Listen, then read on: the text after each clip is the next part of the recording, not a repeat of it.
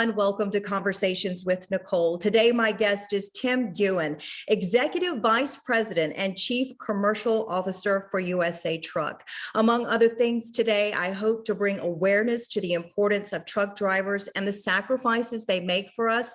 I also hope you'll be inspired once you hear Tim's personal story of success and perseverance. Tim, thank you so much for joining me today.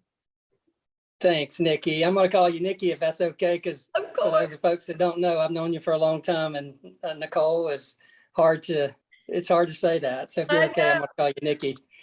Please do. And that's what I was going to share with my audience next, is that you're a friend. You're one of my husband's very best friends.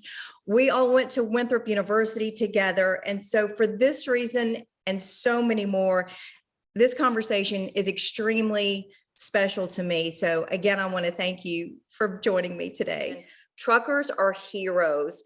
I want you to explain why people should be thankful for our truckers. Well, during COVID, I think people started to recognize when you walk into a store and you see empty shelves, the impact of drivers. And I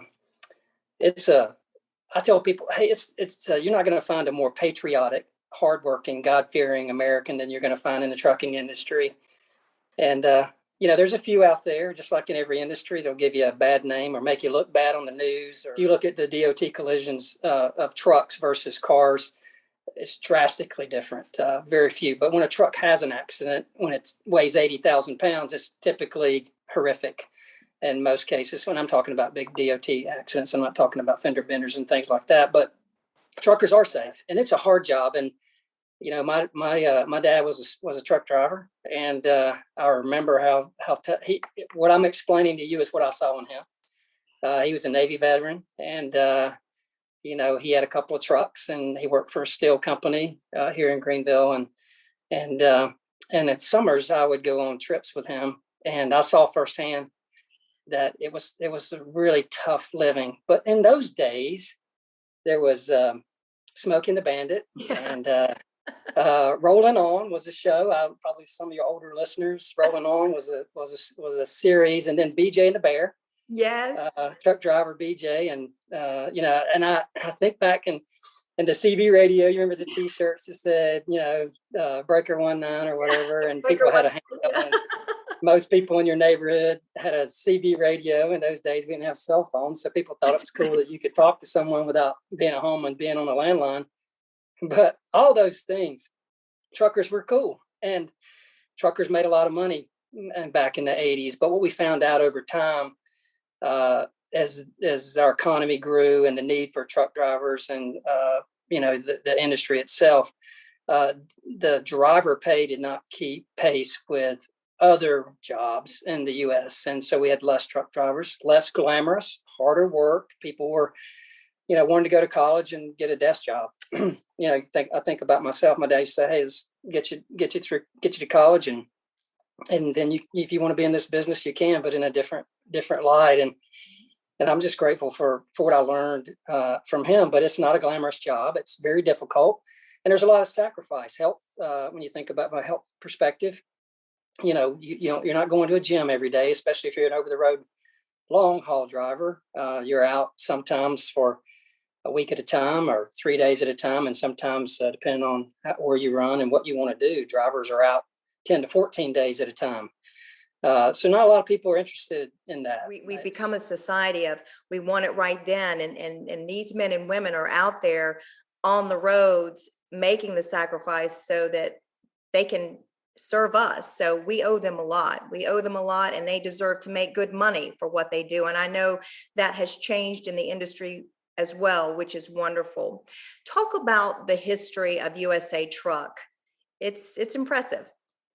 It is. So Robert Powell was one of our founders. He was a Navy airman, and he had been in the trucking business and the less than truckload business in Arkansas. Him and a group of management wanted to start their own truckload company, which the difference between less than truckload and truckload is a full truckload. And so your LTL companies are the ones that do more of the local deliveries, and smaller packages or a pallet. Truckload companies typically pick up freight from a manufacturer that fills the full truck and takes it to a distribution center and it's full truckload. So they saw an opportunity after deregulation in the 80s to start a trucking company. And deregulation, if you're not familiar with it, trucking used to be heavily regulated. You had to buy authority for each state to run in, and it was very difficult to get. So when in the 80s, when deregulation came about, it created opportunities for folks in this truckload industry to go out and start this business model. And it worked very well for USA. Bob Powell, who was one of our founders, wanted to use the star and bar logo because that was what was on his airplane. And so he contacted officials within the government and didn't get a whole lot of response. So he kind of took matters into his own hands and checked to see if it was trademarked. And lo and behold, the star and bar was not trademarked. So Bob went about the process of trademarking it. So we actually own the trademark of any star and bar that you see out there. Uh-huh. He gave, obviously, the government can use it any way they want to use it, obviously, but we own it, and it's a great brand. Over 20% of our drivers are veterans. They're attracted to that. What makes USA Truck different from the other trucking companies? I tell people that the brand is only as good as its people, and it doesn't matter if it's USA Truck or Coca-Cola. It's the people that make the brand, and if you have the right culture, a culture of accountability, a culture of growth, if you have vision and values and mission statements and things that are important for people to identify with, you attract people to that brand, and you attract quality people to that brand that want to be connected with those types of values. I can tell you the number one reason that I came to USA for almost 5 years ago was I looked up the values, and people underestimate that. I certainly believe that you have to have a belief system, and we tell our team, hey, believe in something bigger than yourself, because we know if you serve others and you put in more than you take out, then you're going to feel better about yourself and your value as a person. Yes. So that attracts people to our organization. I can feel it just from what you say, that those people that work alongside of you take pride in being with USA Truck and are thankful that you have those goals, those values, that mission to serve others, because we all know what you put out is what you get back. And when you are in service to others, your organization will thrive because everybody's heart is the same. Is that what I'm hearing? That's exactly what you're hearing. We didn't have that 4.5 years ago, and now people believe. They believe in something bigger than themselves. And you're talking about a company that was valued probably somewhere in the $100 million range that today is valued, $400 million plus. Right. And it's not because of me or other leaders in the organization. It's because the people believed, and they believed in what we were putting in as a mission and vision and a value for the organization, that is something they wanted to do a good job, and they came to work for all those other things other than just looking at themselves, at how can I contribute. And when everybody contributes, and I tell our team as we progress, and we all should continue to learn as much as we can every day. Nobody has all the answers, but if we all just get 10% better every year, think about the organization, what'll happen. If every single person gets better, right, then the organization gets better as a whole. Well, and the organization isn't just the higher ups, it's the men and the women in the trucks as well. It's a collaborative effort, and everyone wins in that situation, and you feel good about what you're doing. And I think in our world today, we should want to feel good about what we're doing. To me, that makes the difference. Absolutely. Absolutely. I see that, outside of our business here at USA, every time I see someone going down the road with a flag flying or off their boat or their dock or whatever, I always think, this is that person is for something bigger than them. And I can guarantee you that everybody at USA, with that star and bar being here, flags are flying. Wonderful. What is the one thing that you want people to know about USA Truck? It's the serving others piece that we just talked about. And we're not in the trucking business. We're in the people business. We're in the service business. Trucking is how we do it, but we're actually in the service business. And go deliver some freight safely and on time. We say that after most every meeting because we want to protect and serve the people around us by delivering products, but we also want to keep them safe. And so for me, if I had to sum it up in one word at USA, it's serving others. Serving others. And what about truckers in general and your industry? What's the most important thing that my audience should take away about that? Trucking changes lives. It changed my life personally. I realized that if I was ever going to be successful in life, that I had to put the work in. And I learned that from my dad. And I saw him work hard. And that to me is the hardworking servant mentality. Is something that people don't see. What is the biggest crisis facing your industry right now? Well, it's drivers. There's not enough of them.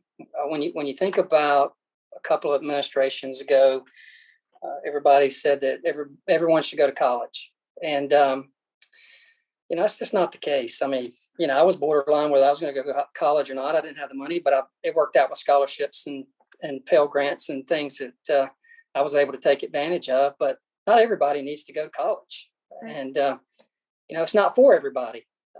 So we had this idea. So you had this influx of college students because everybody thought if I can go to college, I can get out and I'll have me an executive job as soon as I get out. And now these young folks are finding out that you actually have to work your way up, just because you have a degree, because there's so many degrees out there. So where does that leave the blue collar worker, and where does that leave the truck driver?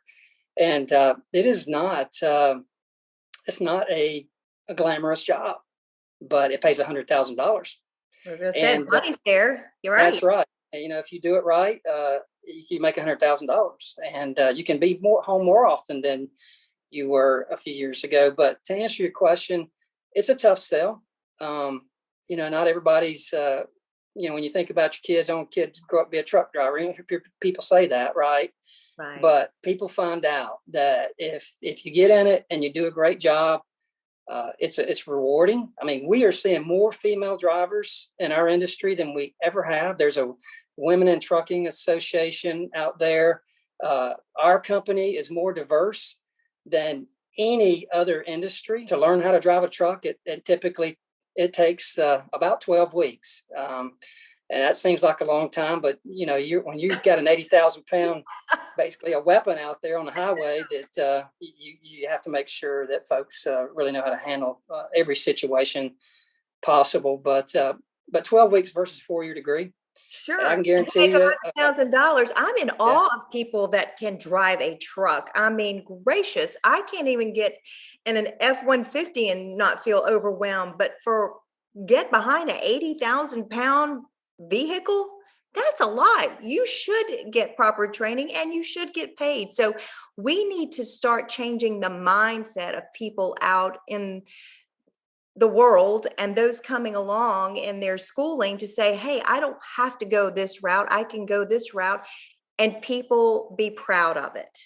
Absolutely. So we have people who retire early from teaching school, firemen, police officers, people getting in these trucks now. And the other thing that we have against us is the minimum driving age for interstate transportation is 23, and it has been that way now. We're starting to see that change with some new states and some new laws that are allowing some testing going on there. But even at 21, there's a 3-year gap between high school. And so typically what happens is folks in high school don't get trained on it. It's not in the vocational center. They go directly into a vocation. They go do something. This is typically a second career or maybe a third career for a lot of them. And they've already maybe gotten married or developed a certain lifestyle that says, hey, I'm going to be away from home, and it's hard. And It's hard to transition into that. It's not just driving the truck, but it's the lifestyle. It's the lifestyle, and being able to be mature enough to manage that lifestyle. when you have that much freedom. That's tough. That's not always easy for everyone to do. A lot of Right. discipline needed, I'm sure, for that. Yes. So those are the challenges that we have, but the opportunity is tremendous.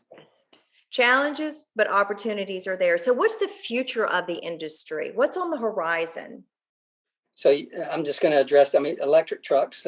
We are doing that. You know, it's just like the cars. There's lots of challenges with electric trucks, the distance, the charging, all those things, especially for a truck that size. When you're talking about a, you know, an 1,000-pound vehicle, is it, you know, you're talking about 300-mile radius versus a car's longer.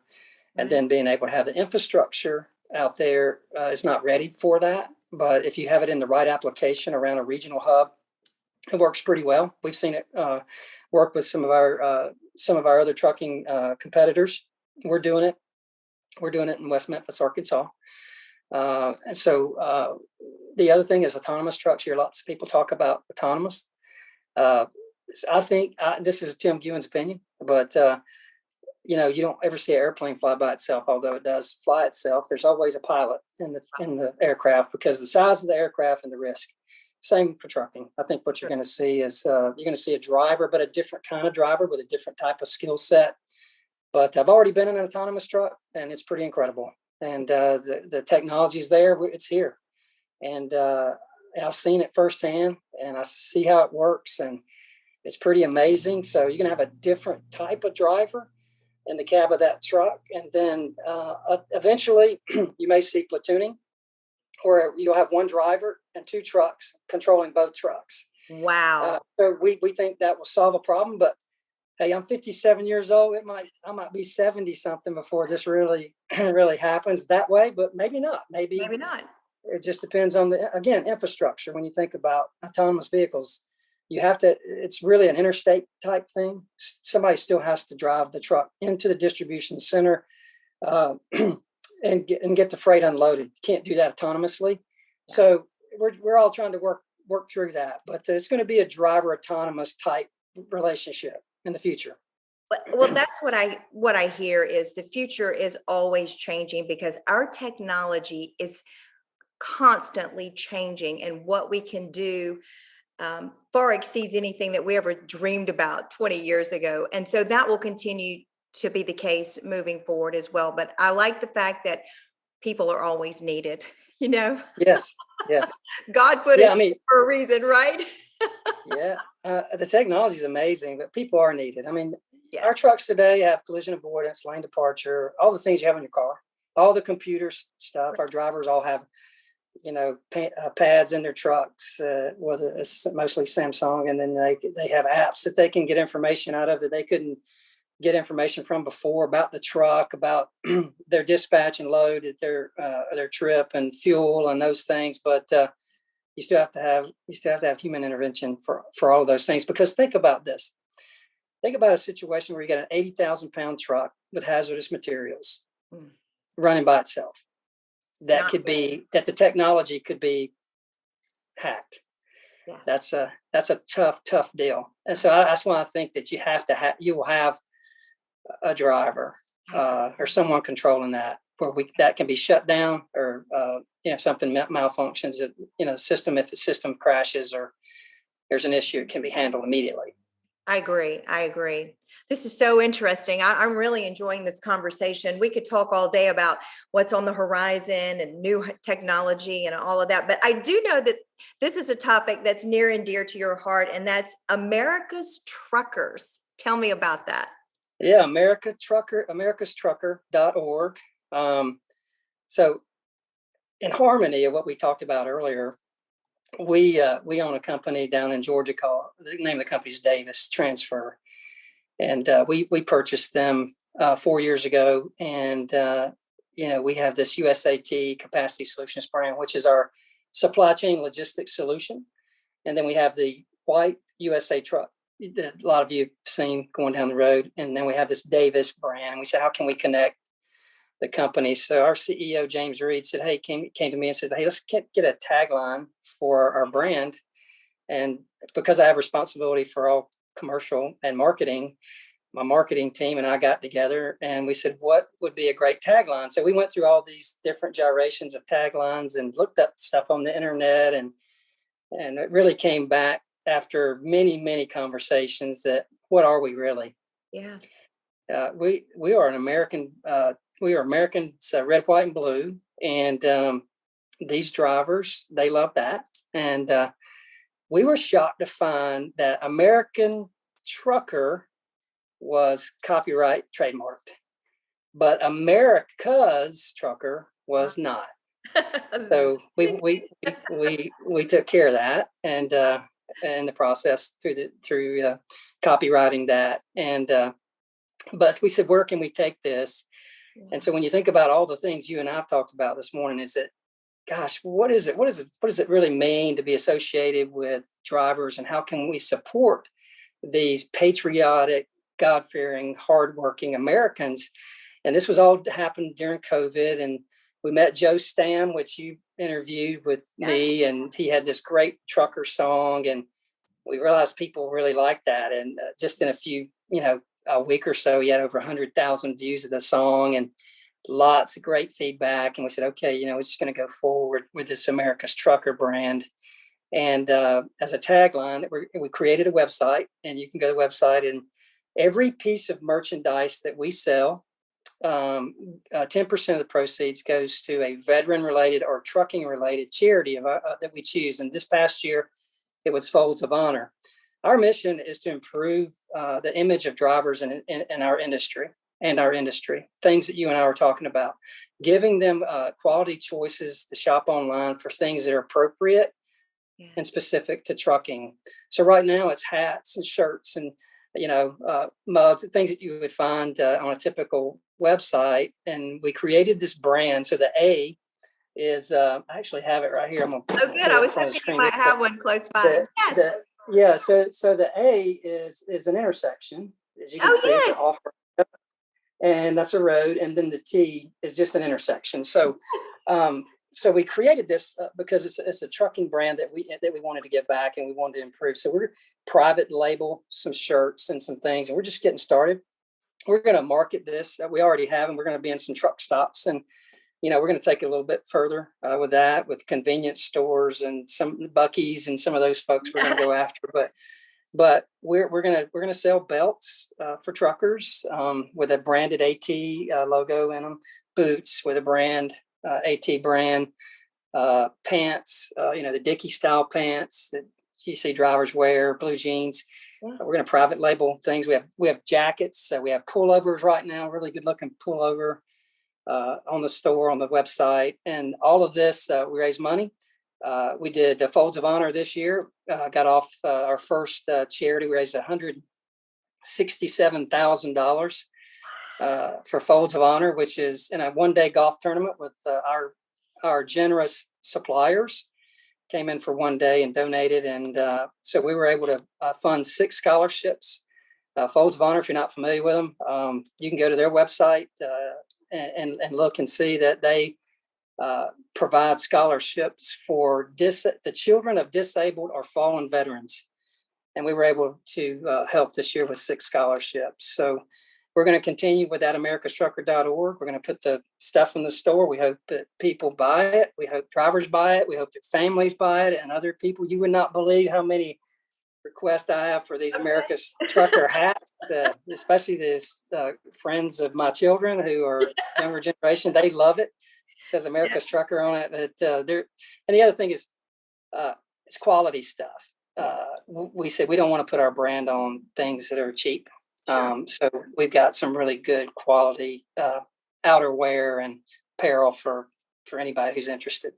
And it goes to a great cause. Yes, it goes to a great cause. It's patriotic. You feel good making the purchase, knowing that you are making a difference. And it's America. We love America. Listen, is there anything else you want to talk about as far as USA Truck before it's time to transition into your personal story? So much more to get to. No, I could talk all day about it. So I just want to follow your lead there. So if there's any other questions, we'll come back to it. But no, I'm good. That concludes part 1 of my Conversations with Nicole featuring Tim Guin.